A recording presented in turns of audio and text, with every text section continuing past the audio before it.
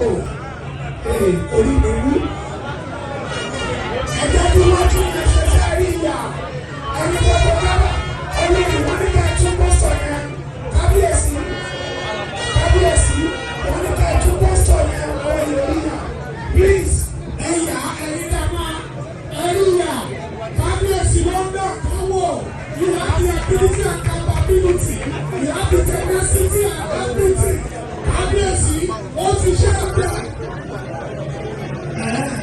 Ó ti tó ẹ̀sùn sáyìn. Gbogbo àwọn tó wà ní pípọ̀ ẹ̀dá láti ẹ̀sùn sáyìn. After this, I'll be calling the other photograph, please.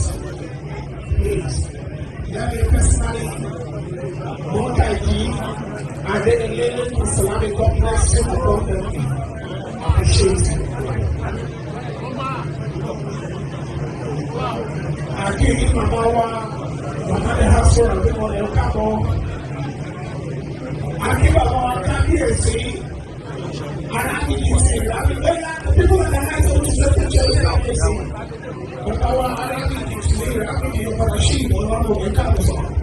The people on the high level, please, Dr.